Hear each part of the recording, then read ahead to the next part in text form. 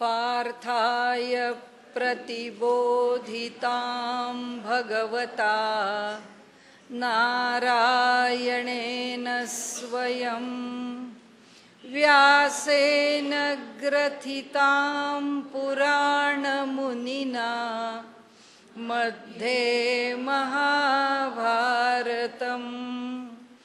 अद्वैतामृतवर्षिणीं भगवतीम् अष्टादशाध्यायिनीम् अम्ब त्वामनुसन्दधामि भगवद्गीते भवद्वेषिणीम् प्रपन्नपारिजाताय स्तोत्रवेत्रैकपाणये ज्ञानमुद्राय कृष्णाय गीतामृतदुहे नमः। सद्गुरु प्रपन्नपारिजाताय स्तोत्रवेत्रैकपाणये ज्ञानमुद्राय कृष्णाय गीतामृतदुहे नमः। सद्गुरुं सच्चिदानन्दं केवलं करुणाकरं ज्ञानयोगेश्वरं वन्दे ज्ञानदेवं पुनः पुनः। आपला गेल्या वेळचा झालेला जो भाग आहे तो 22व्या श्लोकाचा होता. आता 23वा श्लोक आणि यामध्ये या ब्रह्मभावाला प्राप्त झालेल्या सत्पुरुषाची लक्षणं सांगायला सुरुवात केली. त्यातलंच आता एका लक्षणाच्या संबंधाचा श्लोक हा 23वा आहे. शक्नोति हैव यः सोढुं प्राक् शरीर विमोक्षणात् कामक्रोधोद्भवं वेगं स युक्तः सुखी नरहा. त्यांनी असं म्हटलं की जो शक्तोती, आता शक्नोती कुठे, इथेच, इह एव, याच ठिकाणी म्हणजे या पृथ्वी तलावरच ज्याला शक्य होतं. काय शक्नोती म्हणजे सहन करणं, म्हणजे जे आहे ते सर्व काही सहन करण्याचं सामर्थ्य. ते जे काही आहे ते काय सांगितलंय त्यांनी, कामक्रोधोद्भवं वेग, काम आणि क्रोधामधून उत्पन्न झालेले जे अंतःकरणामधले भाव आहेत, वृत्ती आहेत, तरंग आहेत, ते सगळे ज्याला सोडून प्राक शरीर विमोक्षणात, हे जो सहन करू शकतो, कधी देह सोडण्याच्या पूर्वीच, या देहामध्ये असतानाच ज्याचं कामक्रोधातून निर्माण झालेल्या शोकमोहात्मक प्रवृत्ती आहे, त्या प्रवृत्तींचे वेग, ज्याला वेग म्हणजे त्याच्यापासून निर्माण होणारा आमच्या अंतःकरणावरचा परिणाम आणि त्या परिणामातून निर्माण होणाऱ्या वृत्ती, याचं जो नियंत्रण करू शकतो, सयुक्त सुखी नरा, तोच योगी आहे आणि तोच पुरुष या ठिकाणी सुखी होतो, म्हणजे ब्रह्मभावाला प्राप्त होतो, खऱ्या सौख्याला प्राप्त होतो.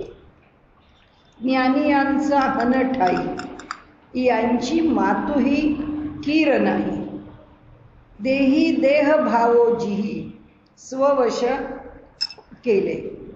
ज्ञानियांचा हन ठाई, खरोखरच ज्ञानी माणसाच्या ठिकाणी किंवा जे आत्मज्ञानी आहेत त्या आत्मज्ञानींच्या ठिकाणी यांची मातुही कीर नाही, खरोखरच यांची गोष्टच येत नाही.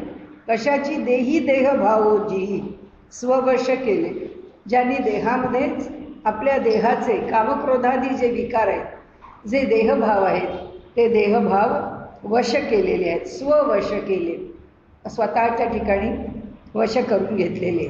म्हणजे जे आत्मज्ञानी पुरुष आहेत त्यांच्या बाबतीमध्ये हा प्रश्न येतच नाही. कोणता प्रश्न येत नाही? हे सगळं सहन करण्याचा, त्याचे त्रास करून घेण्याचा, त्याच्यामधून सुखदुःखाचे आवेग किंवा वेग निर्माण होण्याचा, या कोणत्याच गोष्टीमध्ये त्यांना प्रश्न येत नाही. जीवन जसं चाललं तसं चाललं, प्रसंग आले तसे आले. घडणाऱ्या घटना घडतील तशा घडतील. ते त्या सगळ्याकडे अत्यंत त्रयस्थपणाने, अत्यंत शांतपणाने, कुठल्याही प्रकारच्या त्रासाशिवाय ते त्या सगळ्याचा मुकाबला, त्या सगळ्याला तोंड देऊ शकतात. आता म्हणाले त्यांच्या बाबतीत ही गोष्ट संभवतच नाही. त्यांच्या बाबतीत हा विचार समोर येतच नाही. ज्ञानी यांचा हा नठाई, यांची मातू ही कीर नाही, देही देह भावोजी स्ववश केले. ज्यांनी देहामध्ये असतानाच देहाचे जे हे भाव आहेत, हे भाव वश करून घेतलेले आहेत. जया ते बाह्याची भाष, नेणी जेची निशेष, अंतरी सुख एकार्थी. म्हणाले त्यांना या बाह्य जगाच्या व्यवहारामध्ये त्यांना अडचण येत नाही, त्यांना त्रास होत नाही, त्याच्यातून काही निराळं उद्भवत नाही. निराळं याचा अर्थ आपल्या स्वभावामुळे, आपल्या प्रवृत्तीमुळे, आपल्या अंतःकरणाच्या वेगवेगळ्या भावांमध्ये, भूमिकांमध्ये मनुष्य जातो ना. एकाच गोष्टीचा त्याला राग येतो, त्याच गोष्टीचं त्याला कधी कौतुक वाटतं. कारण मनुष्य कुठल्याही एका भावावर स्थिर नाही, कोणत्याही एका वृत्तीवर स्थिर नाही. म्हणजे एकच चेष्टा एखाद्याने केली तर चालेल, तीच चेष्टा दुसऱ्याने केली तर त्याला चालत नाही, त्याला लगेच अपमान वाटतो. आणि एखाद्याने केली त्याला मजा वाटते की चला हा विनोदी आहे मनुष्य, प्रेमाने असं म्हणाला. त्याचे भाव आहेत वेगवेगळ्या ठिकाणी, वेगवेगळ्या वेळी. आता ना 5वा अध्याय आणि 23वा श्लोक आहे. तर या ठिकाणी माणूस नेहमी, सामान्य मनुष्य आपल्या आपल्या प्रवृत्तीप्रमाणे चालतो. हा जो आत्मज्ञानी पुरुष आहे, त्याच्या अंतःकरणामध्ये त्यांनी ब्रह्मभाव इतका काही स्थिर ठेवलेला आहेच. किंबहुना तो आहे म्हणूनच तो आत्मज्ञानी. आणि त्यामुळे त्याच्या ठिकाणी आत्मज्ञान झाल्यामुळे तो स्थिर भावाला, द्वंद्वातीत अवस्थेला प्राप्त झालेला जो पुरुष आहे, त्याला काय होतं म्हणाले, बाह्याची भाष, या बाहेरच्या जगामधले व्यवहार आणि त्या व्यवहारातून निर्माण होणारे सुखदुःखाचे प्रसंग, योग्य अयोग्य घटना, या नेणी जेची निशेष, तो त्यातलं काही जाणतच नाही, त्याच्यापर्यंत ते काही पोचतच नाही. जगात काहीही चालू. म्हणून आपण संतांच्या कथा सांगतो ना, तुकाराम महाराजांना त्या मुलांनी कसं त्यांच्या डोक्यावरचे ऊस काढून घेतले, त्याच ऊसानी कशी ती मुलं मारायला लागली, लोक कसे त्यांना शिव्या द्यायला लागले, रामेश्वर भट्टांनी कशी त्यांची उपेक्षा केली, कसा त्यांच्याप्रती राग आपला प्रकट केला आणि त्यांच्यावर आरोप केले. लोक काहीही करून, लोक कसेही वागत, त्यांना फरक पडत नाही. त्यांच्या ठिकाणी ते जिथे स्थिर आहेत तिथे आहेत. म्हणून म्हणाले जया ते बाह्याची भाष, नेणी जेची निशेष. निशेष त्याला काहीच नाही, थोडीशी सुद्धा त्याची खंत नाही, त्याची पर्वा नाही, थोडंही त्यांना त्याचं जाणवत नाही काही. कुणी आपल्याला त्रास देतोय, बोलतोय. अंतरी सुख एक आथी. कारण खरोखरच अंतरंगामध्ये एक सुखाची बाजू स्थिर होऊन राहिली. अंतःकरणामध्ये ते सुख स्थिर भावाने असल्यामुळे, ऐकू येते ना, ते सुख स्थिर भावाने असल्यामुळे त्याला, त्याच्या अंतःकरणाला हे काही स्पर्शाचा प्रश्नच नाही. कारण अंतःकरण नावाची चांगलं वाईट जाणणारी वेगळी गोष्ट आता त्याच्या ठिकाणी शिल्लक नाही आहे. परी ते वेगळेपणे भोगीचे. फक्त थोडंसं या श्लोकात थोडी मांडणी क्लिष्ट आहे. परी ते वेगळेपणे भोगीजे, जैसे पक्षीये फळ चुंबीजे, तैसे नव्हे तेथ विसरीजे, भोगी ते पणही. फक्त एक वेगळं आहे म्हणाले. काय वेगळं आहे? आत्तापर्यंत ते काय सांगतायत, या जगामधला जो व्यवहार आहे तो व्यवहार त्यांच्यावरती परिणाम करत नाही.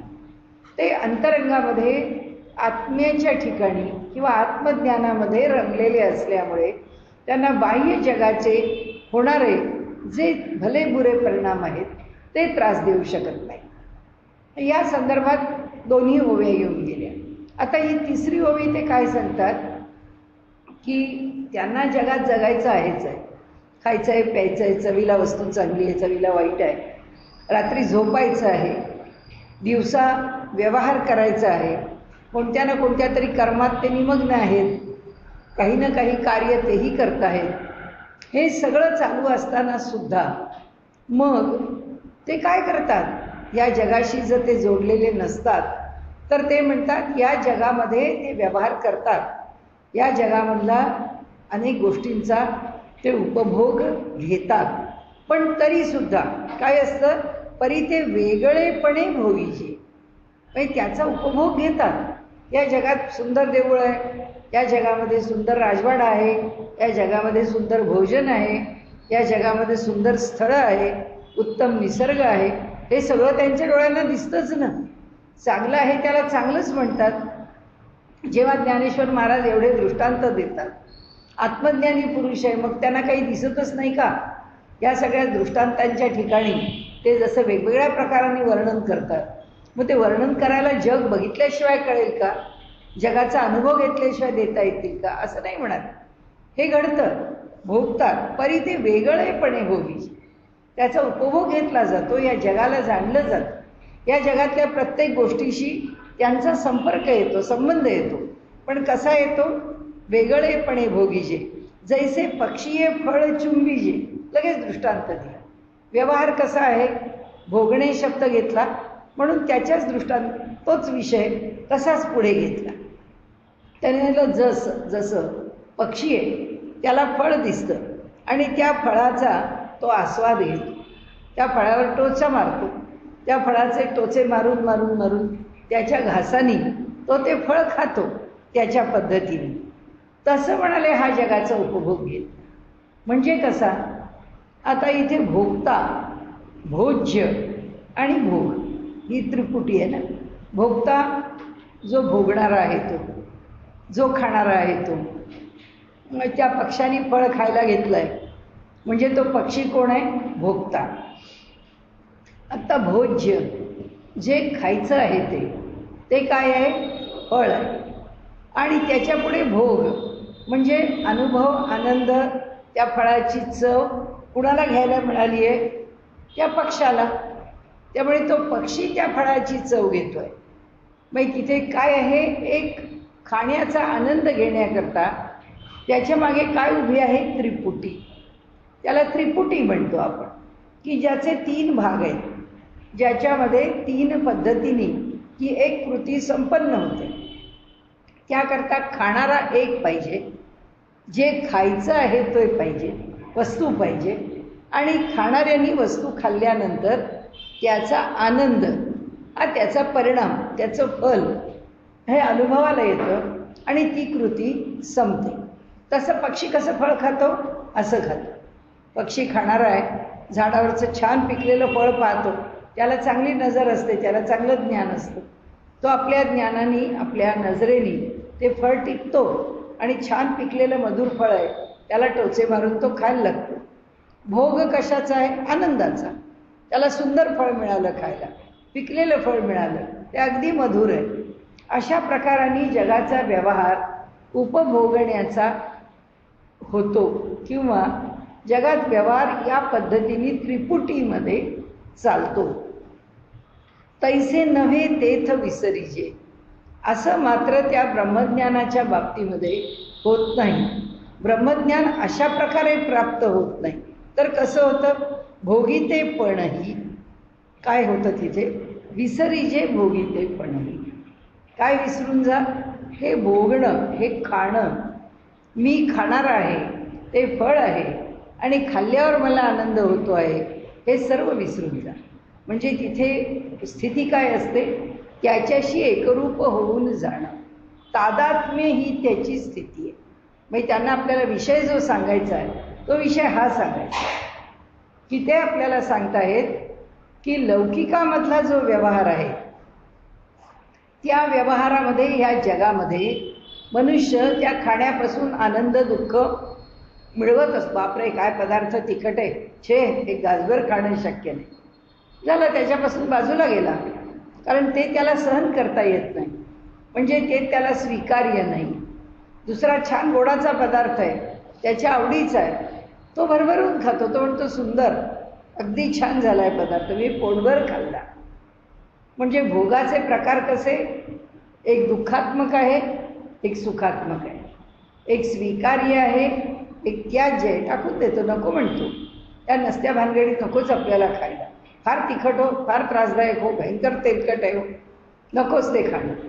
म्हणजे या जगामध्ये जेव्हा मनुष्य काही स्वीकारतो किंवा टाकतो तेव्हा त्याच्यामध्ये ती व्यक्ती ही भूमिका आहेच, तिचं असणं. आता इथे भोगता शब्द वापरला म्हणून आपण पण भोगता वापरू. त्या भोगत्याचं भोगते पण शिल्लक आहे. आता इथे ब्रह्मज्ञानात असं होतं का? म्हणाले तो ह्या पृथ्वी तलावरच राहतो. सांगितलं कसं? शक्नोती हैवया सोडून प्राग शरीर विमोक्षणा. शरीर टाकण्याच्या पूर्वीच महत्त्वाचा शब्द वापरला की इथे जिवंत असतानाच, व्यवहार करत असतानाच काम क्रोधोद्भवम वेगम स युक्त स सुखी नरहा. हा कसा आहे? मला काम आणि क्रोधातून निर्माण झालेले जे आनंद किंवा दुःखात्मक असे जे भाव आहेत ते भाव त्यांनी इथंच जिंकले. फळ आहे खूप आंबट आहे, खावत नाही, म्हणजे चे टाकून द्या. एक तोंडात घातलेला जो माणूस तुंबून टाकतो, नाही नाही भयंकर तिखट आहे, भयंकर आंबट आहे, भयंकर त्याच्या ठिकाणी काय कडवट आहे, काय ज्या चवी आम्हाला पटत नाही पटतात त्याचा आपण लगेच तिरस्कार करतो. ते म्हणाले हा कशाचाही तिरस्कार करत नाही आणि हा कशाचाही वेगळा प्रेमाने स्वीकार करतो. जे जसं आहे ते स्वीकारण्यामध्ये त्याला आनंद आहे. त्याच्याविषयी त्याच्या मनामध्ये जसं आमचं हवं नको आहे, जसं आम्हाला हे पाहिजे आणि हे नको आहे ते त्याच्या ठिकाणी राहत नाही. म्हणून ते सांगतात तैसे नव्हे तेथ विसरीजे भोगिते पणही. काय विसरतो तो? मी हे अन्न घेऊन जेवतो आहे, या अन्नाच्या ठिकाणी जेवणं ही माझी क्रिया आहे हे सुद्धा तो विसरतो. म्हणजे मला जेवायचं आहे म्हणून मी जेवत नाही आहे, जेवणारा मी नाही आहे. माझ्या देहामध्ये असणारा जो वैश्वानर आहे त्या वैश्वानराला मी आहुती देतो, कारण त्या अग्नीच्या कुंडात काहीतरी टाकलं पाहिजे ना. त्या अग्नीच्या कुंडाला हवन हे केलंच पाहिजे आणि ते अग्निकुंड ह्या देहाला सांभाळणार आहे. त्यामुळे त्याला 4 आहुती टाकणं माझं काम आहे. ते माझ्या आवडीचं आहे का माझ्या आवडीचं नाही, मला मान्य आहे का मला मान्य नाही हा विषयच नाही. आपल्याला खायला लागणार आहे एवढीच त्याला जाणीव आहे. तसं इथे काय म्हणतात ते की तैसे नव्हे विसरीजे भोगतेपणही. भोगितेपण काय झालंय? विसरून गेले.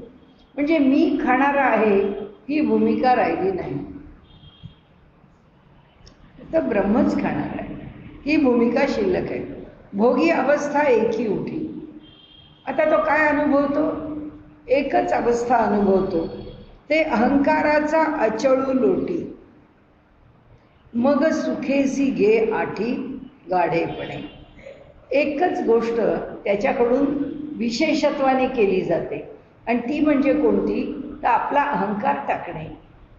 मी खातो, मला आवडतं, आत्ता मला हे घ्यावंसं वाटतंय, आत्ता हवा अशी आहे, मला गरम चहा पाहिजे, आत्ता हवा अशी आहे, मला आईस्क्रीम पाहिजे, आत्ता मला गोड पदार्थ खायला पाहिजे, आत्ता मला चांगलं चमचमीत खायला पाहिजे. हे सगळे जे विकार आहेत, हे सगळे जे विचार आहेत, या सर्व विचारांमध्ये, या सर्व विकारांमध्ये त्याला आवश्यकता कशाची आहे? या ठिकाणी तो म्हणतात की ह्या अवस्थेमध्ये आम्ही आहोत की जे अहंकाराच्या आश्रयाने. कारण भोगण्याचं काम कोण करतो? आमचा अहंकार. आतापर्यंत आपण पुष्कळ वेळा त्याचा विचार केला. काय केला की मन ठरवतं हे घेऊ का ते. म्हणजे मन काय करतं? संकल्प विकल्प. त्यानंतर काय करायचं आणि काय नाही याचा निर्णय कोण घेते? बुद्धी. ती कशाच्या जोरावर घेते? स्मरणाच्या. कारण आम्हाला स्मरण आहे की हा असा पदार्थ ना आपण पूर्वी खाल्ला होता आणि तो जेव्हा खाल्ला होता तो आपल्याला आवडला होता आणि त्यामुळे हा पदार्थ आपल्याला खायचा आहे. असं जेव्हा त्या स्मरणातून बुद्धीपर्यंत पोचतं की हा खाण्यास योग्य आहे, आपल्याला जसा तेव्हा आवडला होता तसा त्याचा रंगरूप आहे, तर आपण हे खाऊया, असं त्या स्मरणाचा आधार घेत ती बुद्धी निश्चय करते.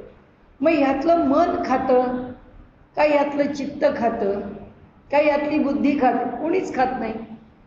बुद्धी पदार्थ खात नाही, म्हणजे बुद्धी अनुभव घेत नाही, चित्त अनुभव घेत नाही, मन अनुभव घेत नाही. मग अनुभव घेतो कोण? आमचा अहंकार. तो जो अहंकार आहे तो अहंकार अनुभव घेतो. मग अहंकाराचा अनुभव काय?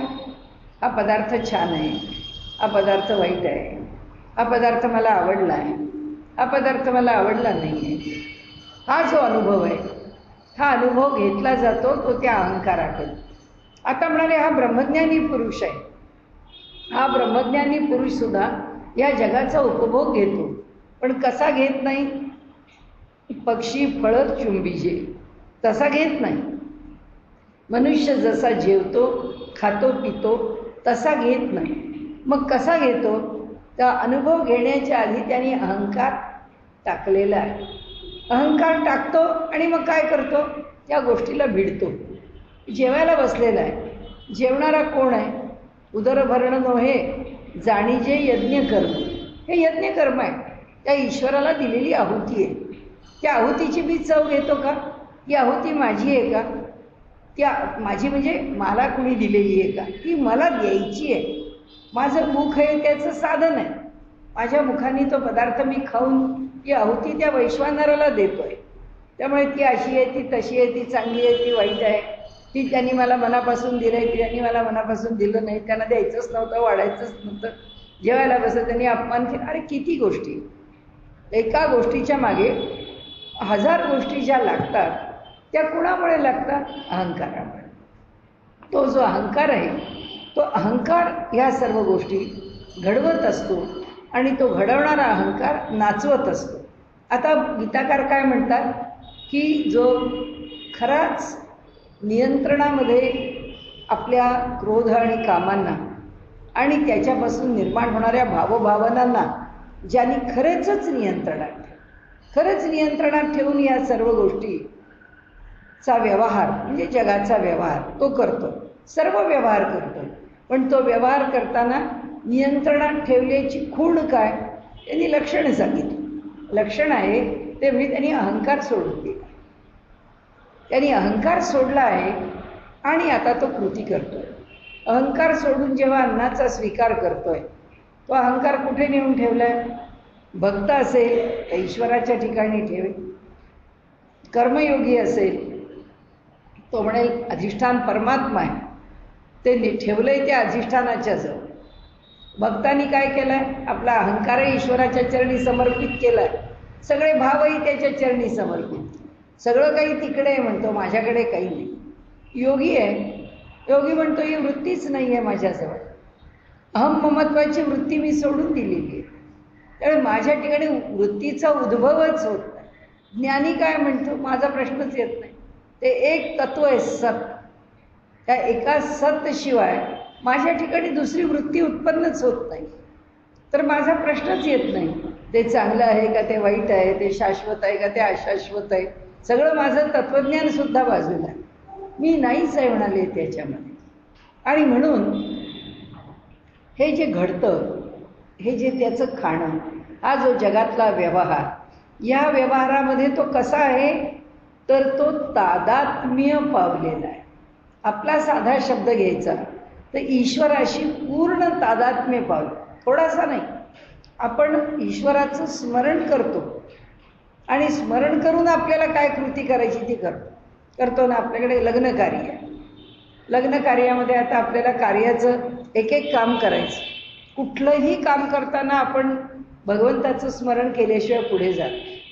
गणपती पूजन करतो, आपल्या इष्टदेवतेचं पूजन.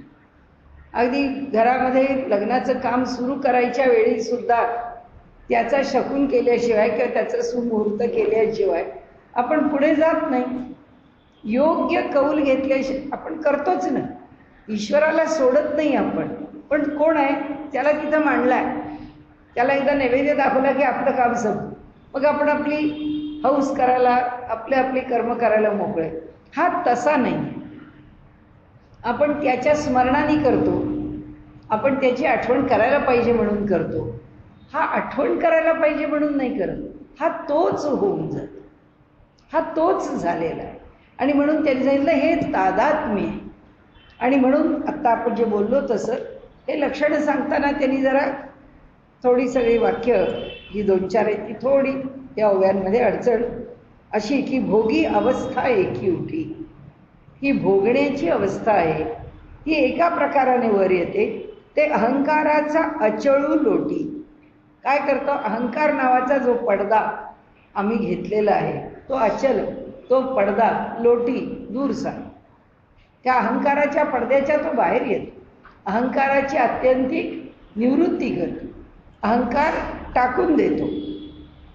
मग सुखासी घे आठी गाढेपण. आठी म्हणजे आलिंगन. त्या सुखाला मग तो दृढ आलिंगन देतो. कारण त्यांनी पूर्णपणे आपल्या अहंकाराला सोडून दिलेलं आहे. आणि पूर्णपणाने अहंकाराला सोडल्यामुळे आता त्याला मिळतं आहे ते केवळ परमात्म सुख मिळतं आहे. कारण त्याचं ते पण किंवा त्याचं मी पण काही म्हण की तो मी आहे हे तत्वमसी ह्या भूमिकेवर तो येतो ना की तोच मी आहे. आणि आत्तापर्यंत आमचा व्यवहार काय? मी माझा अमुक एक XYZ आहे, माझं अमुक नाव आहे, मी इथे राहतो, ही माझे खायचे पदार्थ, हे आपण 4 लोक जेवायला बसलो, हा पदार्थ मी करून आणला आहे, तुम्हाला आवडला की नाही, मी अगदी खपून खपून केला आहे. मग प्रत्येकजणीला आपला अहंकार किती तिथे प्रकट करता येईल तेवढा. म्हणजे काय? हे तुम्हाला आणायचं मी आत्ता ताजं केलं आहे, सकाळी केलं आहे, तुम्हाला गरम गरम मिळावं म्हणून आणलं आहे. हे सगळे त्या अहंकाराचे खेळ आहे. इथे त्यांनी सांगितलं की तो अहंकार त्यांनी लोटून दिलेला, दूर टाकला. आणि अहंकाराला दूर करून राहिलं कोण त्याच्या ठिकाणी? तो ईश्वराशी एकरूप झाला. तो ईश्वराशी मी मग सुखेसी घे आठी. मग सुखानी तो आलिंगन देतो. कसं? गाढेपणे, अत्यंत दृढ आलिंगन. आणि त्याला अविश्वास नाही, त्याच्या मनात संशय नाही, त्याच्या मनात स्थैर्य आहे. तात्कालिक नाही, थोडा वेळापुरतं नाही, हे त्याच्या ठिकाणी शाश्वत आहे, उभं राहिलं आहे. म्हणून तो कसा आहे? आत्मज्ञानी आहे. ते आलिंगन मेळी होय आपे आप कवळी, तेथ जळ जैसे जळी वेगळे न दिसे. आता त्याची स्थिती सांगतात कशी आहे. त्या आलिंगन मेळी, मेळी म्हणजे वेळी, त्या आलिंगनाच्या स्थितीमध्ये जेव्हा आलिंगन दिलेलं आहे त्यावेळी तो जीव आणि तो परमात्मा काय स्थिती आहे ते सांगतात. होय आपे आप कवळी, म्हणजे दुसऱ्या कोणाला तो आलिंगन द्यायला जातो. त्याचं जे जीव चैतन्य आहे ते परमात्म्य चैतन्याच्या मध्ये एकरूप होऊन जातं आपल्याच हृदयात. नाहीतरी सगळं तत्वज्ञान हे बाहेर नाहीच आहे, सगळं आत हृदयातच आहे. सगळं जे प्राप्त व्हायचं आहे ते इथंच व्हायचं. फक्त अडचण एकच असते, आम्ही इतक्या अंतर्मुख होऊ शकत नाही. म्हणून मग बाहेर देव पाहिजे, म्हणून बाहेर पूजा पाहिजे, म्हणून तीर्थयात्रा पाहिजे, अशा अनेक गोष्टी पाहिजे. माणसाचं मन कुठेतरी एकाग्र व्हावं, कुठेतरी लागावं, याच्याकरता केलेली धडपड आहे. नाही तर अन्यथा काय आहे? सगळं इथंच आहे, बाहेर जाण्याची गरजच नाही. आणि म्हणून ते सांगतात की तो जो जीव आहे त्या आलिंगन मेळी होय आपे आप कवळी. कवळी आलिंगन, आपल्यालाच आपल्या ठिकाणी आलिंगन दिलं जातं. म्हणजे आतमध्ये हृदयामध्ये त्याच्याशिवाय दुसरा कुणीच बसलेला नाही, तोच अधिष्ठान आहे. आम्ही आमचा व्यवहार चालवतोय, हा जीवात्मा आहे. हा जीवात्मा कशामुळे जीवात्मा आहे? त्याच्या ठिकाणी अहंकार आहे म्हणून जीवात्मा आहे. आता अहंकार सोडून दिल्यावर त्याचा जीवभाव संपला. मग तो कोणत्या भावाला प्राप्त झाला? ब्रह्मभावाला. जीवभाव सोडून तो ब्रह्मभावाला प्राप्त झाला. आणि जेव्हा तो ब्रह्मभावाला प्राप्त झाला तेव्हा आता कुणी कुणाला आलिंगन दिलं? त्यांनीच त्याला. कारण आता परमात्मा नावाचं वेगळं तत्व नाही राहिलं किंवा जीव नावाचं वेगळं तत्व नाही राहिलं. जीवाने अहंकार सोडल्यावर हेही परमात्म तत्व आणि हेही परमात्म तत्व, दोन्ही एकच आहे. मग काय सांगतात ते? ती आलिंगन मेळी होय आपे आप कवळी. आपणच आपल्याला आलिंगन द्यावं अशी स्थिती आहे. तेथ जळ जैसे जळी वेगळे न दिसे. दृष्टांत दिला. तुम्हाला सांगतो म्हणाले, हे सगळा शब्दांचा खेळ जर तुम्हाला अवघड वाटला तर सांगतो म्हणाले, कसं आहे, पाणी आहे आणि पाण्यात असलेलं पाणी जे आहे, इथे जळ जैसे जळी वेगळे न दिसे. पाणी पाण्यापासून वेगळं दिसतं का? मला इथे लहान तरंग आहे, इथे मोठा तरंग आहे, इथे पाणी शांत आहे. मग आता हे असे वेगळ्या वेगळ्या लाटा अशा पसरतात. अशी लाट एकदम येते, अशी पसरते, किंवा लाटेतून लाट, लाटेतून लाट येत जात. सगळे प्रकार दिसतात आम्हाला. हे सगळे प्रकार दिसत असताना सुद्धा की केवढी लाट आली असं म्हटलं तरी पाणीच. शांत आहे अगदी समुद्र, तरी पाणीच. म्हणजे लाटेनी लाटेला धक्का दिला जातो तरी पाणीच. तेव्हा शेवटी काय वेगळं आहे? काही नाही. म्हणून म्हणाले त्याच्याकरता दृष्टांत देतो तुम्हाला. तेथ जळ जैसे जळी वेगळे न दिसे. पाणी पाण्यामध्ये कुठे वेगळं दिसणार आहे? पाण्यात पाणी मिसळून टाकलं, वेगळं दिसणार आहे? म्हणाले नाही दिसत. का? आकाशी वायू हरपे. दुसरा दृष्टांत देतो म्हणाले. आकाशमंडलामध्ये वायू हरपे म्हणजे आपण म्हणतो पहा झाडाचं पान न पान अगदी हलत नाही, अगदी स्तब्ध आहे, तटस्थ आहे सगळं. कारण काय? हवा एवढी हलत नाही आहे, वाऱ्याचं एवढंही चलनवलन नाही आहे. आपल्याला असं वाटतं पहा थोडं जरी वाऱ्याची झुळूक आली तर किती बरं वाटेल. पण त्यावेळी काय झालेलं असतं, तो वायू जो आहे तो आकाशामध्ये हरपे, हरपला, मिसळून गेला. आकाशात त्यांनी आपले प्रवाह निर्माण केले नाही आहेत. तो कशाने प्रवाह निर्माण होतात? गती. त्या गतीला एका विशिष्ट स्थितीमध्ये त्या सर्व वायूला जर तोलता आलं तर काय होतं? तो स्थिर आहे असं वाटतं. तो कधी स्थिर असतो? गती कधी संपते? कधीच संपत. पण ती गती त्याच्या स्थितीत आणली, एका विशिष्ट स्थितीत ते सगळं गतिमान असलं तर आपल्याला कसं दिसतं? एकच आहे असं दिसतं, एकच आहे असं वाटतं. सिनेमा पाहतो आपण, तो सिनेमा म्हणजे काय? सगळे वेगळे वेगळे फोटो आहेत एकामागे एक, पण ते असे भराभरा फिरवले की आम्हाला एकच दिसतं, काही वेगळं वाटत नाही. ही जी दृष्टीभ्रम आहे, हा दृष्टीभ्रमासारखंच आहे, हा अनुभवाचा भ्रम आहे. भ्रम कसा होतो? आम्ही एखादा गोड पदार्थ खाल्ला, गोड लागला, आवळा खाल्ला, पुन्हा पदार्थ खाल्ला, अधिक गोड लागला, गाजर खाल्लं, पाणी प्यायलं, कडू लागलं, परिणाम बदलले. कशामुळे बदलले? परिणाम बदलण्याचं कारण एवढंच झालं की त्या ठिकाणी त्यांना मिळणारा जो वेग नाही म्हणणार मी, पण जो प्रकार, ज्याच्याकरता जो, म्हणजे पाणी पिण्याच्या आधी गाजर खाल्लं, पाणी पिण्याच्या आधी आवळा खाल्ला, परिणाम जो आहे तो अनुभवाला वेगळा वेगळा आला. असे भिन्न भिन्न परिणाम आहेत. तसा इथला कोणता परिणाम घेतलाय? आकाश आहे. काय एवढे आपण शब्द वापरले? त्याचं कारण असं की वायू हा मूळचा गतिमान आहे. गतिमान वायू आकाशामध्ये लोप पावेल का? आकाशात गती कायमच राहणार आहे वायूची. वायूला गती आहेच, फक्त ती गती आमच्या प्रत्ययाला यावी अशी नाही आहे. म्हणून दृष्टांत असा दिला की वायू आकाशी लोप पावे. तो आकाशामध्ये लोप पावला असं म्हणण्याचं कारण एवढंच की या आकाशात तो फिरणारा, घुमणारा जो वारा आहे तो एका विशिष्ट पद्धतीनेच वाहतोय की ज्यामुळे तो वाहतो आहे असं वाटत. नदी संथ वाहते कृष्णामाई. का संथ वाटते? ती वाहतच असते. दोन्ही शब्द काव्यात पण वापरले. ती संथ आहे आणि ती वाहते आहे. मग संथ असेल तर वाहील का? आणि वाहत असेल तर संथ असेल का? नाही. पण ती संथ वाहते आहे असं म्हटलंय.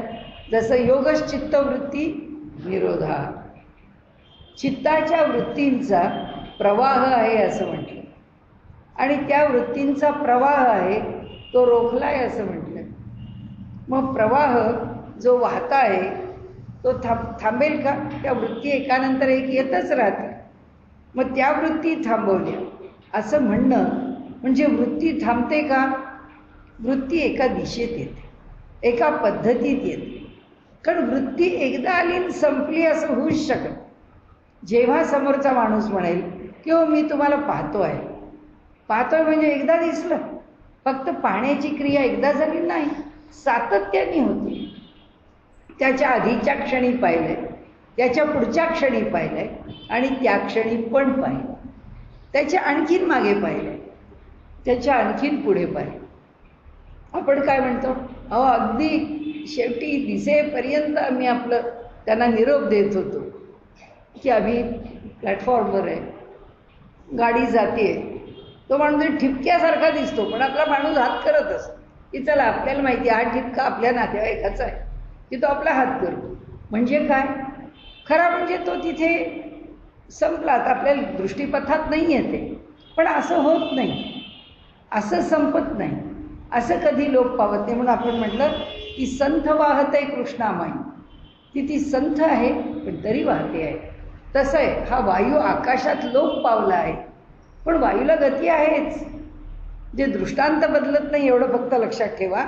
म्हणाले का आकाशी वायू हारपे, वायूचा लय आकाशामध्ये झाला आहे. म्हणजे आकाशामध्ये त्याची आता अशी स्थिती आहे की आम्हाला वायू हलतो आहे असं वाटत नाही. आपण म्हटलं ना उन्हाळ्यामध्ये कधी कधी होतं एवढासा सुद्धा हवा, आपण म्हणतो वारा पडला, आपली भाषा आहे वारा पडला.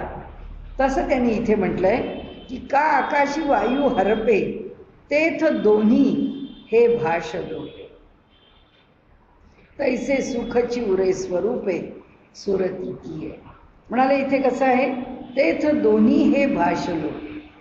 काय लोटलं, आकाश आणि वायू या दोन गोष्टी संपल्या, शिल्लक काय राहिलं, फक्त स्थैर्य.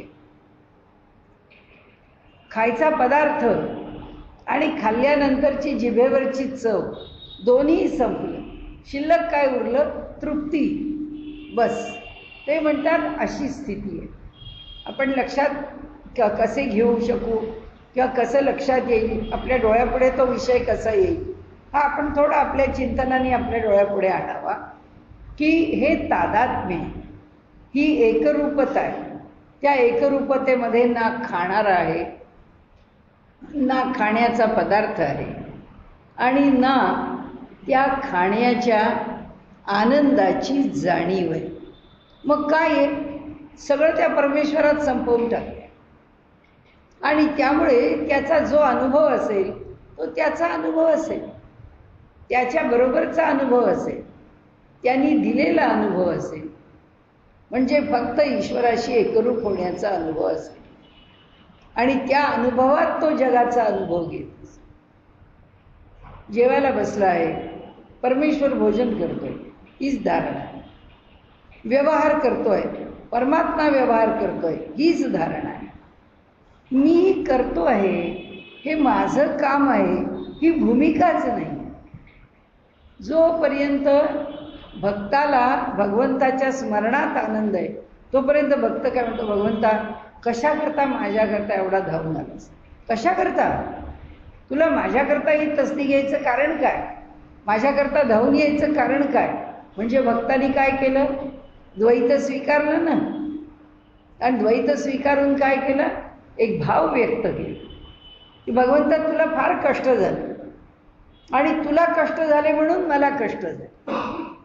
असं म्हणून भक्त आपली भूमिका जेव्हा सांगतो त्यावेळी तो अनुभव कशातला असतो, द्वैतातला असतो. द्वैत म्हणजे त्यांनी आपल्या भक्तीला द्वैताची जोड दिलेली असते.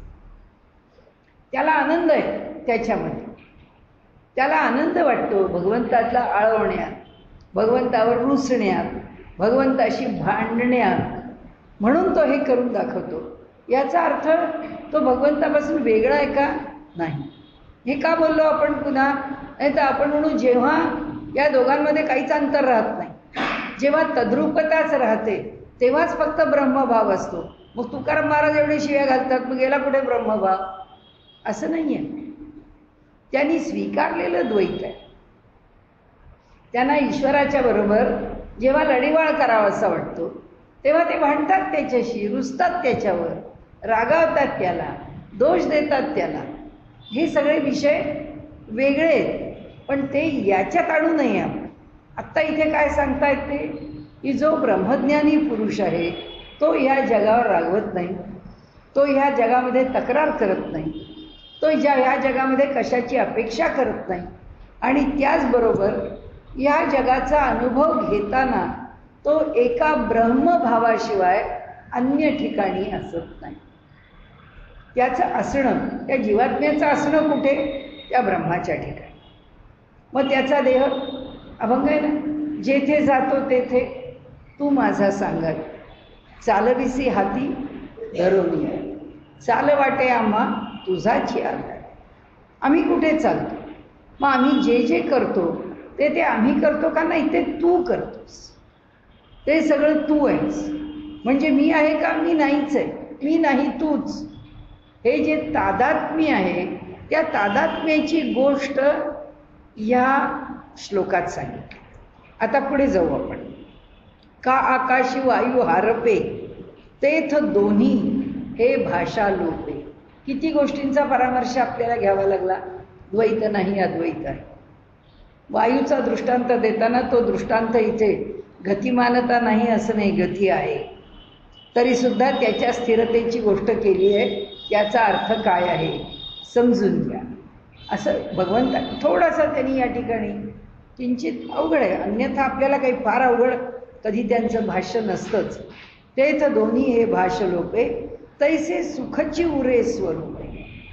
जेव्हा द्वैतच संपतं, जेव्हा तू मी, हा खायचा पदार्थ, हा भगवंत, त्याच्या भेटीचा आनंद, तो आनंद त्याच्या दर्शनात आहे, तो आनंद त्याच्या नामात आहे, तो आनंद त्याच्या तीर्थक्षेत्रांमध्ये आहे, असं म्हणतो आहे तोपर्यंत वेगळा आहे.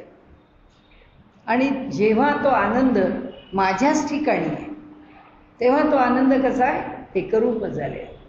आणि म्हणून ते पुढे सांगतात की योग्य प्रकाराने त्याच्याशी एकरूप झालं की जो आनंद प्राप्त होतो तो आनंद कसा आहे? या सर्व विकारांच्या पलीकडे जाऊन ब्रह्माशी एकरूप करून देणारा आहे. लय योंत सुखोंतर आराम तथांतर ज्योतिरेवयः स योगी ब्रह्मनिर्वाणं ब्रह्मभूतोधि गच्छति. लभन्ते ब्रह्मनिर्वाणं ऋषयः क्षीणकल्मषाः छिन्नद्वैधा यतात्मानः सर्वभूत हिते रताः. त्यांनी 2 श्लोक गीतेचे इथे एक केलेले आहेत आणि एकत्र करून आपल्याला त्या श्लोकांचं स्पष्टीकरण केलेलं आहे. म्हणतात जो अंतःसुख आहे, जे अंतःकरणाचं सुख आहे, अंतरात्मा, अंतरात्मा आमच्या हृदयात राहणारा जो परमात्मा, तो अंतरात्मा आराम त्या ठिकाणी काय घेतो? तो अंतरामध्ये, अंतःकरणामध्ये तो निवांत बसलेला आहे. अंतरंगामध्ये जे सुख आहे, त्या अंतरात्म्याच्या ठिकाणी जे सुख आहे, ते सुख कसं मिळालेलं आहे? अंतर आराम, आतमध्ये आराम, आतमध्ये विश्राम. अंतर म्हणजे कोण? अंतरात्मा.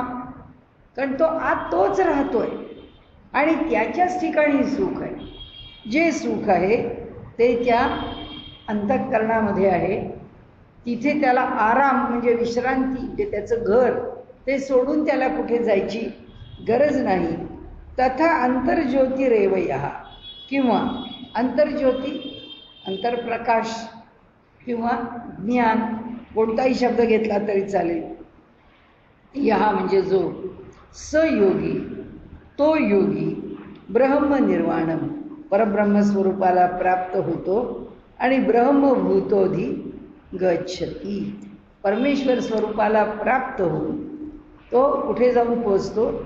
परमात्म्याशी ऐक्य पाहून राहतो. आता इथे विषयच थोडा वेगळा आहे. वेगळा म्हणजे नेहमीच्या पद्धतीने दिलेलं फल नाही. इथे फलस्वरूप सांगताना त्याच्याशी ऐक्य होऊन राहणं, त्याच्याशी एक होऊन राहणं. त्याच्याशी एक होऊन राहिलं म्हणजे इथं काय करतो तो? हा एवढा प्रश्न सारखा शिल्लक राहतो. तुकाराम महाराज जर त्याच्याशी ब्रह्मनिर्वाण ब्रह्मभूतोधि गच्छति, त्या ब्रह्मभावाला प्राप्त झालेत, त्याच्याशी एकरूप झालेत, हे सगळं ठीक आहे. मग एकरूप झालेत तर इथं काय करताय? त्याच्यापासून जर वेगळे नाही आहेत तर इथे व्यवहार कसा करतायत? म्हणून ही लक्षणं आहेत. प्रत्येक लक्षण आपण अनेक वेळा बोललोच आहे आणि नेहमीच बोलतो की गीतेमध्ये तत्वज्ञान किती सांगितलं आणि गीतेमध्ये लक्षणं किती सांगितली. योग्याची सांगितली, गुणातीताची सांगितली, ज्ञानाची सांगितली, भक्ताची सांगितली, योग्याची सांगितली, समाहित चित्त कसं ओळखावं याची लक्षणं सांगितली. त्यानंतर आपल्याला जो गुणातीत आहे याची लक्षणं सांगितली.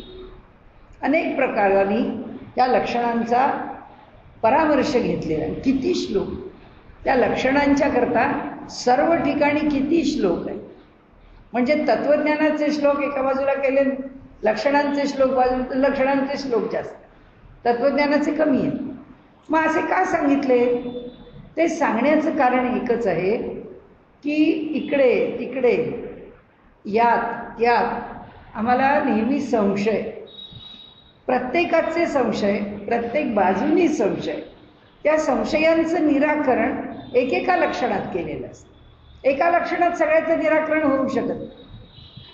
आता इथे तो तादात्म्य पावतो असं म्हटलं. तादात्म्य पावण्याकरता सुरुवात कशाने केली? त्रिपुटीपासून.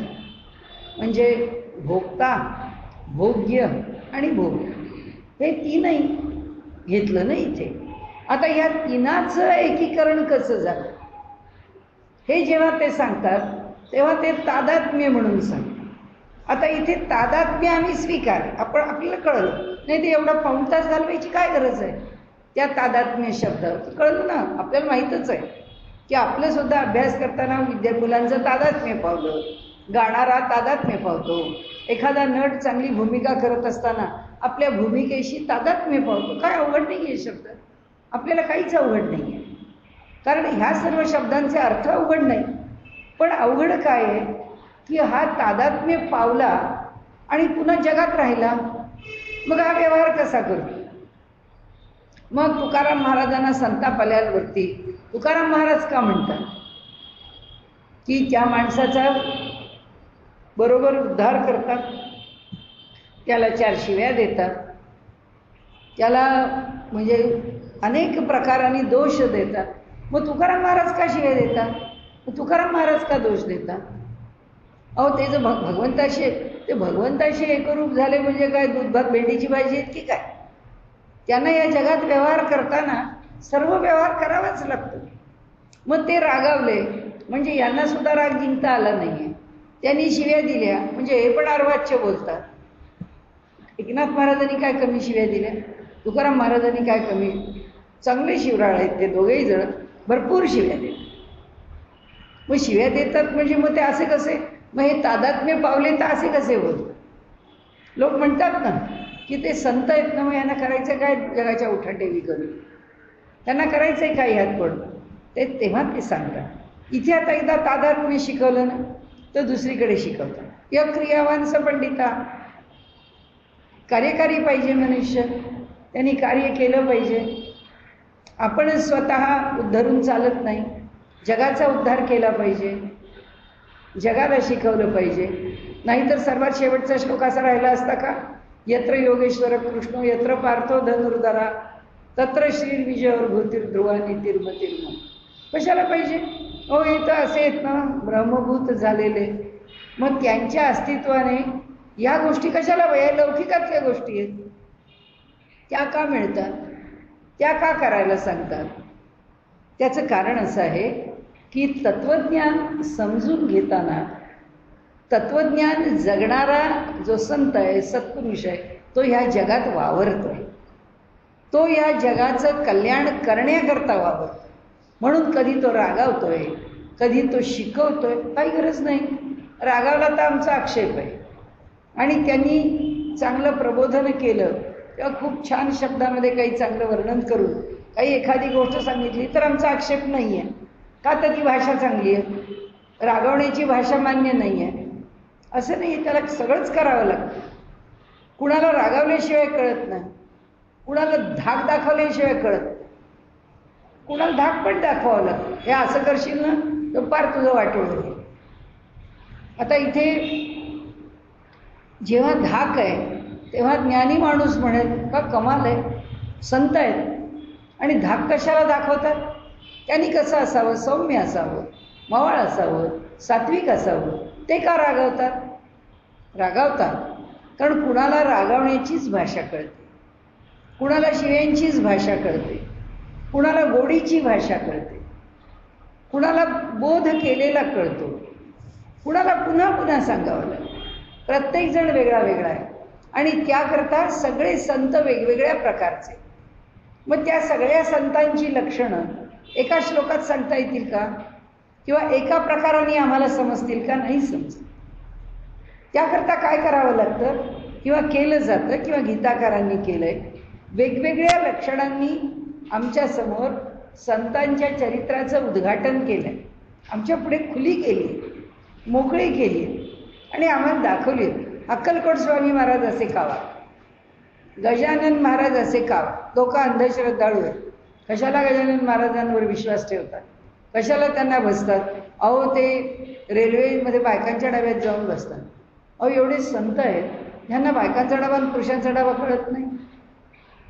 मग हे असे वागतात, यांना तुम्ही संत कसं? ही अंधश्रद्धा आहे.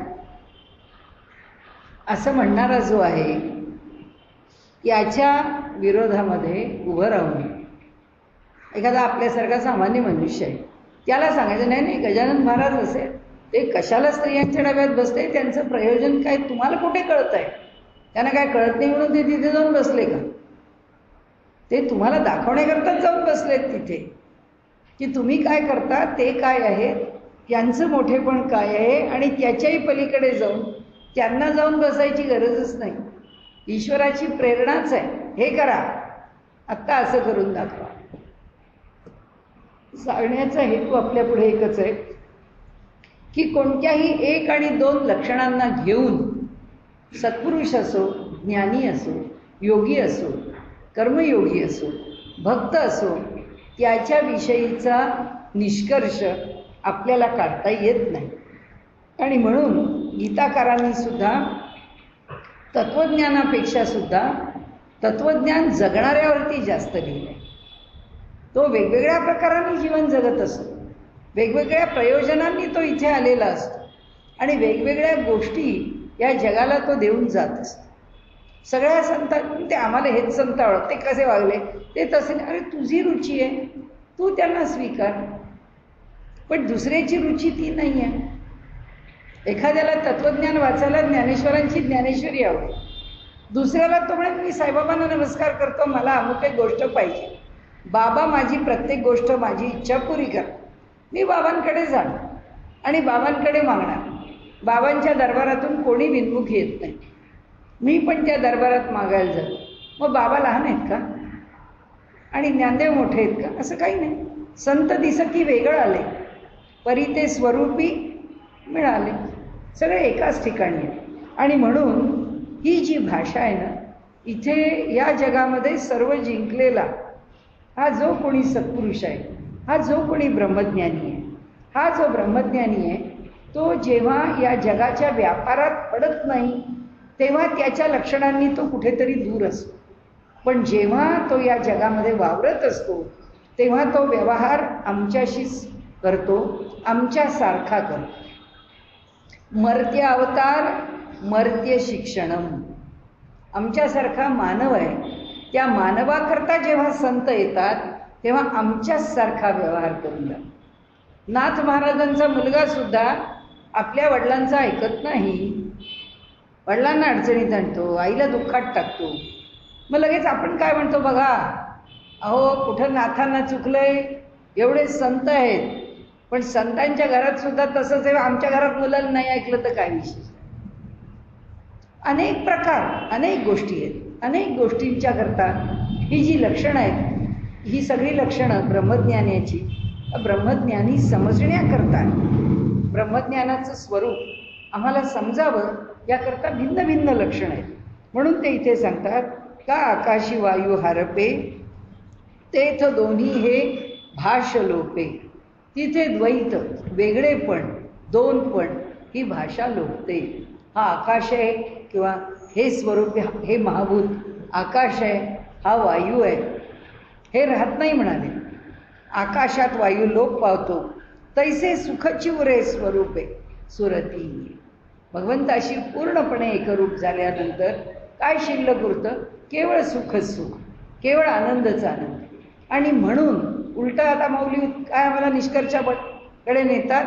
म्हणून जो परमात्म्याशी पूर्णतः तादात्म्य पावला आहे त्यांनी या जगामध्ये व्यवहार करत असतानाच काम आणि क्रोधांचे वेग जे आहेत ते जिंकलेले आहेत. संपलं. ते सांगण्याकरताच हे सगळं चाललंय. ऐसी द्वैताची भाषा जाय मग म्हणो जरी एकची होय. ही द्वैताची भाषा गेल्यावर काय उरलं? एकच, अद्वैत उरलं. तरी तेथ साक्षी कवणू आहे जाणते जे. अवघडच आहे सगळा हा ह्या ओळ्या. ते म्हणतात की द्वैताची भाषा गेली मग म्हणो जरी एकची होय. मग ते दोन्ही म्हणून एक झालं. हे एक आहे हे सांगायला कोण उरलं? त्याचा साक्षी कोण? म्हणाले हे सगळं एकरूप आहे म्हणून तर सब गोलंकार आहे ना. अद्वैतामध्ये लोक जशी आपण नाटकं पाहतो, नेहमी मी त्या तोमी नव्हेचंच उदाहरण देते की त्याच्यामध्ये तो लखोबा लोखंडे जेव्हा हे होऊन बसतो, एक संन्यासी म्हणा किंवा एक महाराज म्हणा, महंत म्हणा, तो म्हणतो सगळ्यासमोर शिष्य बसलेले, इकडे बघतो, म्हणाले वा वा वा शंकरा कसं काय चाललंय? थंडी काकडलात का? थंडी बरे आहात ना? बरे राहा, बरे राहा. नमस्कार करतो. बरं बरं. इकडे पाहतो, म्हणतो हे काय वैकुंठातून विष्णू कुठं निघाले? तुम्हाला कुठं जायचं आहे? काय काम पडलं? कशा करता तुम्हाला बाहेर पडायला लागतं? आणि शिष्यांना वाटतं काय आमचे गुरु, इकडे बघितलं की विष्णू दिसतात, इकडे बघितलं की शंकर दिसतात, काय अधिकार आहे आमच्या गुरूंचा? इथे गडबड पण कोणाची आहे? इथे गडबड अद्वैताची आहे. त्या अद्वैताची भाषा बोलायला लागलं की समोरचा माणूस जे बोलेल ते खरं मानलं आणि तो खरं मानण्यासारखा नसला तर आमची फसगत आहे. म्हणून इथे त्याचा निष्कर्ष काय आहे? त्याचा निष्कर्ष एकच आहे, अद्वैतामध्ये काय बोलायचं, काय सांगायचं? आमचे गुरु, आम्ही आमचे गुरु एकच आहोत. काय गुरूंच्याबद्दल वेगळं बोलणार आहे? आम्हाला काही वेगळं राहिलंच नाही. आता आमच्या गुरूंच्यापासून आम्ही वेगळे नाहीच, आम्हाला काही वेगळं दिसतच नाही. समोरचा माणूस म्हणतो काय भाव आहे हो, काय एकरूपता आहे हो. त्याचं लक्षण त्यांनी सांगितलं आहे की म्हणाले हा अनुभव कुणाचा आहे? अद्वैत हा अनुभव एक्सला आला आणि तो वायनी पाहायचा आहे का? नाही. तो फक्त एक्सनीच एक्स म्हणूनच अनुभवायचा. एक्सनी एक्सशी एकरूप झालो असाच अनुभवायचा. तो वायला कळणारच नाही आणि त्याला कळण्याची आवश्यकताही नाही. म्हणून ते सांगतात ऐशी द्वैताची भाषा जाये. इथे एक अनुभव घेतोय, हा दुसरा तो अनुभव पाहतोय, असं काही नाही आहे म्हणाले. मग म्हणो जरी एकची होय. ठीक आहे म्हणाले, ते सगळं एक झालं असं आपण समजू की जो आता लांब कशाला दृष्टांतातच जायचं की भोजन करायला बसलाय, समोर भोजन ठेवलंय आणि हा जे खातो आहे याची जी तृप्ती आहे काय आहे? म्हणताना भाषा काय तत्वज्ञानाची? भोजन करणारा ब्रह्मच आहे. हे समोरचं ठेवलेलं भोजन पण ब्रह्मच आहे. तो त्याचा आनंद पण म्हणजे भोग, त्याचं स्वरूप काय? तोही आनंदच आहे कारण तो ब्रह्मच आहे. आता हे त्यांनी अनुभवलं का नाही अनुभवलंय कोणाला कळणार आहे? हा कोणाच्या कळण्याचा विषय नाही. पंक्तीमध्ये सगळे बसले आणि त्याच पंक्तीत ब्रह्मज्ञानी बसला. त्या पंक्तीत बसलेल्या ब्रह्मज्ञानाला या भोजनाचा अनुभव वेगळा आहे आणि बाकीच्यांचा अनुभव वेगळा आहे. म्हणून ते सांगतात पण त्याचा अनुभव काय आहे हे दुसऱ्याला काय कळणार आहे? आपण तुलसीदासांचं नेहमी उदाहरण घेतो. नाभादासांनी तुलसीदासांना बोलावलं. ते म्हणाले तुम्हाला फारच प्रेम हो तुमच्या रामाचं, या एकदा आमच्या वृंदावनामध्ये म्हणजे कळेल तुम्हाला. आणि म्हणून त्यांनी वृंदावनात बोलावलं. वृंदावनात कुठं रामाचं मंदिर नाही. ते म्हणाले कमाल आहे, इथे इतकी मंदिरं पाहिली आता एक सुद्धा आमच्या रामाचं मंदिर नाही. त्या नाभादासांना वाटलं की हा सगळ्या मंदिरात तुम्ही फिरवतो, हा येतो, हा नमस्कार करत नाही. तेव्हा तो नाभादास म्हणतो, का रे बाबा, तुलसीदासला का नाही नमस्कार करत? त्यांनी सांगितलं, तुलसी तब नमई जब धनुष्यबाण लोहात. अरे तू आपला इथे डोक्यावर मयूर पिच्छ घेऊन आणि तोंडात बासरी घेऊन उभा राहिलास, तुला कोण नमस्कार करेल? हातामध्ये धनुष्यबाण घे म्हणजे मग मी तुला नमस्कार करतो. नाभादासांना वाटलं हा फार उर्मट आहे, हा फार उद्धट आहे. तुलसीदास परत गेले, म्हणाले आता आमच्याकडे उत्सव आहे, त्या उत्सवाला या. उत्सवाला बोलावलं. त्यांनी पाहिलं होतं तुलसीदास आले, मोठ्या पंक्ती चालू होत्या, त्यांनी लक्ष दिलं नाही. तुलसीदास आले, त्यांना काही वाटलंच नाही. त्यांनी माझ्याकडे पाहिलं का नाही पाहिलं, पाहिलं ते काय फरक पडतो, नाही पाहिलं तर काय फरक पडतो, त्यांच्या मनात काहीच आलं नाही. ते आले, कुठे त्या पंक्तीत शेवटी जागा होती, एक पत्रावळ घेतली आणि बसले. सगळी धूळ घाण, कोपऱ्यात लोकांचे जोडे काढलेले सगळ्यांनी आपले, आणि इतक्या टोकाला जाऊन ते जेवायला बसले. वाढत होते, ते नाभादास आले, वाढत आले तर त्यांनी पाहिलं की पानामध्ये बाकी आपल्याला खीर वाढली नाही. ते नाभादास म्हणाले, अरे पत्रावळे आहे पण तुमच्यात द्रोण नाही आहे. नाही म्हणाले, थांबा तुम्ही, घेतो मी. तो शेजारी जोडा आहे, तो जोडा घेतला ते, आणि ते म्हणाले वाढा ह्याच्यात. म्हणजे ह्याच्यात वाढा, काय फरक पडतो म्हणाले, ह्या जगामधली सगळी वस्तू ब्रह्मच आहे, त्यामुळे मला वाटी काय जोडा काय, दोन्ही मला सारखंच आहे. नाभादासांनी ते पातेलं खाली ठेवलं आणि तुलसीदासांना साष्टांग दंडवत घातला. ते म्हणाले, माझ्या गर्वाचं हरण केलं तुम्ही. हे का म्हटलं आपण, हा दृष्टांत का घेतला? कारण त्यांची त्या जोड्याकडे पाहण्याची काय भावना आहे आम्हाला कुठे माहिती आहे. आमची भावना ठरलेली आहे, तो दाराच्या बाहेरच ठेवण्याचा आहे, अत्यंत अस्वच्छ आहे, तो काही भोजनाला उपयोगात आणणारी वस्तू आहे का? ती नाही आहे. ह्यांच्या दृष्टीला तशी दिसत नाही. गजानन महाराजांच्या दृष्टीला डबक्यातलं पाणी दिसत नाही, ते घाण आहे असं त्यांना वाटत नाही. म्हणून ते म्हणतात की तेच साक्षी कवणू आहे.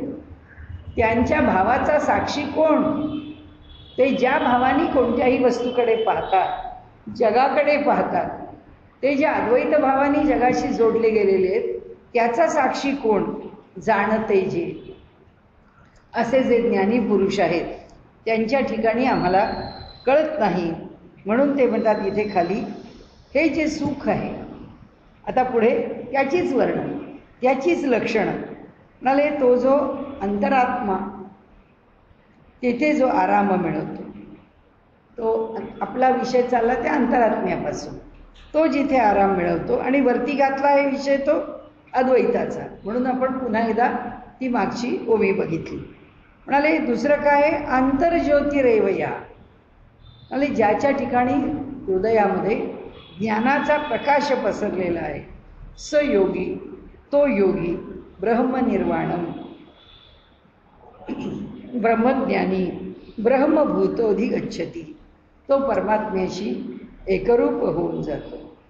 ज्याला म्हणाले अंतःसुख, अंतःकरणामध्ये सुख आहे, त्याला अंतःकरणामध्ये आराम आहे, त्याच्या अंतरंगामध्ये ज्योती, ज्ञानाचा प्रकाश आहे, असा जो योगी आहे तो त्या ब्रह्मनिर्वाण स्थितीमध्ये, म्हणजे ब्रह्मज्ञानाच्या स्थितीमध्ये राहतो आणि शेवटी परमात्म्याशी तादात्म्य पावतो. लभन्ते ब्रह्मनिर्वाणं ऋषयः क्षीणकल्मषाः छिन्नद्वैधा यतात्मानः सर्वभूत हिते रताः.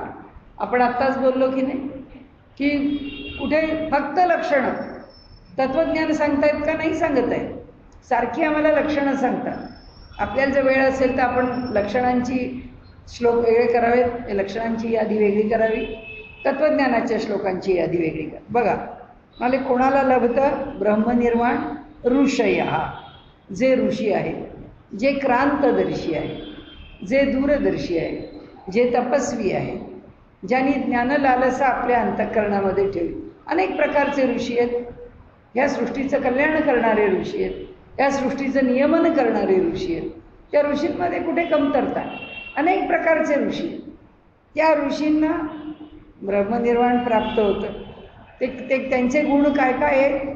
क्षीण कल्मषः, ज्यांच्या ठिकाणी कुठल्याही प्रकारचं पाप संशय काही शिल्लक राहिलेलं नाही. छिन्न द्वैधा, द्वैत संशय यांच्या ठिकाणी निघून गेला आहे. यतात्मानः, ज्यांचं मन पूर्णपणे ताब्यात आहे, नियंत्रणात आहे. सर्व भूतहिते रता, सर्व भूतमात्रांचं कल्याण हे त्यांचा स्वभाव आहे. अशा माणसाला, अशा ऋषीला, अशा व्यक्तीला, संतांना काय प्राप्त होतं? इथे त्यांनी म्हटलं लभन्ते ब्रह्मनिर्वाण, त्याला ते ब्रह्मनिर्वाण प्राप्त होतं. आता हे जे श्लोक आहेत, ह्या श्लोकावरचे 2 ओवी बघू आणि आपण थांबूया. म्हणून असो हे आगवे, एथन बोलणे काय बोलावे, ते खुणची पावेल स्वभावे आत्माराम. असं ते म्हणाले. आता मागच्या ओवी श्लोकामध्ये जे काही मी सांगितलं ते राहू द्या बाजूला तसंच. आता त्याच्यावर चर्चा करण्याचं कारण नाही. कारण असं आहे ना, तुम्हाला फार जड विषय सांगून ठेवला म्हणाले. माऊली सांगते तिथे तुम्हाला केवळ अद्वैताची एक अनुभूतीच मी तुम्हाला सांगितली. अद्वैताच्या अनुभूतीवर आम्ही काय करावं? बोलायचीच कडी बोलायचाच भात. इथे तुम्हाला प्रत्यक्ष लक्षण सांगतो म्हणाले. ते राहू द्या म्हणाले. येथन बोलणे काय बोलावे, इथे बोलण्यासारखं काहीच नाही आहे, त्यामुळे काय बोलावं? त्यामुळे हे मागचं सगळं राहू द्या म्हणाले. आता ते खुणची पावेल स्वभावे आत्माराम म्हणाले. इथे काय होईल? ते खुणची पावेल स्वभावे, आपोआप ब्रह्मनिष्ठ माणसांच्या ठिकाणी ते लक्षण प्रकटच होईल. त्या ठिकाणी आत्माराम, तो जो आत्माराम आहे, तो जो परमात्मा आहे, तो परमात्म तत्व त्याच्या ठिकाणी प्रकटच आहे. त्याची लक्षणं त्याच्या ठिकाणी प्रकटच आहे. जे ऐसे नि सुखे मातले, ज्याच्या हृदयामध्ये आत्माराम प्रकट आहे ते कसे आहेत? या सुखामध्ये मस्त आहे, या सुखामध्ये रमलेले आहे. त्यांना ह्या जगाच्या विषयी कोणतीही फिकीर नाही. आपण पाची आपण गुंतले. आता वर आपण पाहिलं तसं आपल्या ठिकाणी गुंतले. केव्हाही आपण पे म्हटलं की लक्षात ठेवावं, हृदयस्थ परमात्म्याची त्यांनी जीवात्म्याला एकरूप करून आपल्याच देहात ठेवलेला आहे. मग तो भक्त असो, मग तो ज्ञानी असो, मग तो योगी असो, मग तो कर्मयोगी असो, हे सगळेच्या सगळे त्यांना बाहेर जावं लागत नाही. त्यांना बाहेर जाऊन परमात्म्याला पाहावं लागत नाही. ते मी जाण निखळ बोतले सामरस्याचे. आता त्यांना मागचं जाऊ दे म्हणाले तरी माऊलींच्या डोक्यातनं विषय गेलेला नाही आहे. ते आता काय सांगतात आपल्याला की तुम्हाला जी मी एकरूपता सांगतोय त्या एकरूपतेकरता दृष्टांत काय देऊ? हे आपल्यामध्ये रमलेत, हे आपल्यामध्ये निमग्न आहेत, त्यांना बाहेर जावं लागत नाही. हे आत्मक्रीड आहे, हे आत्मरत आहेत. असं सगळं असलं तरीसुद्धा आता मी तुम्हाला काय सांगतो म्हणाले, ते मी जाणे निखळ. आता मी असं समजतो की ते कसे आहे, त्यांना राहत नाही. म्हणून ते पुन्हा एकदा आपला दृष्टांत आपल्याला देते आणि मी सांगतो आपल्याला मला काय वाटतं ते. निखळ ओतले सामरस्याचे, केवळ सामरस्य, निखळ मात्र केवळ. म्हणाले काय आहे? ओतीव पुतळे. काय ओतलंय त्या पुतळ्यात? रस म्हणून सामरस्य. म्हणजे त्यांच्या ठिकाणी एकरूपता या एका अक्षराशिवाय, या एका लक्षणाशिवाय दुसरं काहीही नाही. इतके एकरूप आहे. काय शब्द वापरणार? शब्दाला मर्यादा आहे. म्हणून माऊली म्हणतात आता त्या मर्यादित शब्दांवरती एक आणखीन माझं कवित्व मी ठेवून देतो. आणि ते कोणत्या दृष्टांताने ठेवलं त्यांनी? म्हणाले हे साक्षात सामरस्याचे निखळ पुतळे. त्याच्यामध्ये सामरस्याशिवाय दुसरं लक्षण घेऊच नका, असं लक्षण आहे. ते आनंदाचे अनुकार प्रतिबिंब, सुखाचे अंकुर की महाबोधे विहार केले जैसे. ते महाबोधाचं मंदिर आहे, ते सुखाला फुटलेले अंकुर आहे. त्याचबरोबर ते आनंदाचं प्रतिबिंब आहे. परमात्माचा आनंद स्वरूप आहे. परमात्मा सच्चित आनंद आहे. तो जो आनंद आहे तर हे पण त्या आनंदाचं प्रतिबिंबच आहे. पुढे ते म्हणतात ते आनंदाचे अनुकार, सुखाचे अंकुर की महाबोधे विहार केले जैसे. ते विवेकाचे गाव की परब्रह्मीचे स्वभाव ना तरी अलंकारले अवयव ब्रह्मविद्येचे. ते विवेक ज्या ठिकाणी राहतो ते गाव आहे, ते परब्रह्माचं स्वाभाविक रूप आहे. परब्रह्म कसं आहे त्यांच्याकडे बघा, स्वभाव त्यांचं स्वाभाविक रूप आहे. ना तरी आकळले अवयव, कोणाला? ब्रह्मविद्येचे. ब्रह्मविद्येलाच जणू काही हातपाय फुटलेले आहेत. त्यांचा देह म्हणजे साक्षात ब्रह्मविद्याच आहे. मग आता तो देह म्हणजे याला हात आहे, पाय आहे, कान आहे, नाक आहे, डोळे, हे सगळे कुणाला फुटले आहेत? हा आकार कुणी धारण केला आहे? साक्षात ब्रह्मविद्येनी. ते सत्वाचे सात्विक की चैतन्याचे आंगिक, हे बहु असो एकैक वानिसी काही. ते कसे? शुद्ध सत्वाचं जे स्वरूप आहे त्याला जर आकाराला आणलं तर त्याला नाव काय द्यावं लागेल? सात्विक. शुद्ध सत्वाचे सात्विक, म्हणून सत्वाचे सात्विक असा शब्द वापरू. शुद्ध सत्व आकाराला आलं तर काय शब्द वापरू आम्ही? तुम्हाला सात्विक म्हणतो त्याला. की चैतन्याचे आंगिक, की जणू काही चैतन्याला अवयव फुटलेले आहे असे ते चैतन्याचे आंगिक. हे बहु असो एकैक वानिसी काही. आता हे एवढं बोलले, त्याबरोबर निवृत्ती अर्धी ओवी ज्ञानदेवांची, अर्धी ओवी निवृत्तीनाथांची. ज्ञानदेवांनी हे तेवढा थांब बाबा, हे बहु असो एकैक. पुष्कळ झालं, किती वर्णन करून सांगतोयस, किती दृष्टांत देतो आहेस तू. बहु असो, पुष्कळ झाला, का थांब. एकैक वानिसी काही, किती स्तुती करशील तू. संतस्तवनी रतसी, संतांचं कौतुक करायला लागलास, त्यांचा महिमा गायला लागलास, की तरी कथेची से न करीसी. तू कथा विसरून जातोस, तू काय विषय सांगतोयस हेच तुझ्या लक्षात राहत नाही. तू वेगळंच बोलत होतास आणि आता याच्यात रमलास की निराळी बोल देखसी स नागर. आता म्हणाले तू नेहमीच सगळे विषय चांगले मांडतोस, हा मांडलास, हाही विषय चांगला मांडलास, पण म्हणाले आता पुष्कळ झालं, आता पुढची ओळी घेऊन आपण थांबू. आता तू जी काही बोलायचं आहे तो चांगला विषय मांडतोस, पण आता आपला विषय मांड. परी तो रसातिशयो मुकुळी. पण आता हा अत्यंत पाझरलेला जो संत स्तवनाचा रस आहे तो आता जरा आटोपता घे, तो जरा आता संकोचून घे. त्याचा म्हणाले आता थोडासा आवरून घेऊन मग ग्रंथार्थ दीपू उजळी. ते जरा थांबव आणि आता ग्रंथाचा अर्थ सांगायला लाग. करी साधू हृदय रावळी मंगळ उखा. आणि इथे जे सगळे साधू श्रोते बसलेले आहेत त्यांच्या हृदय रावळामध्ये, त्यांच्या हृदय मंदिरामध्ये मंगल अशी बोधाची पहाट कर. आणि आम्हाला या मूळ चाललेला जो भगवद्गीतेवरच्या टीकेचा विषय आहे तो आता पुढे सांगायला लाग. आता तू हे पुष्कळ सांगितलंस, आम्ही पण पुष्कळ ऐकलं, आता तू थांब म्हणाले. आणि आपण इथे थांबूया, पुढच्या वेळी हा विषय पुरा करू.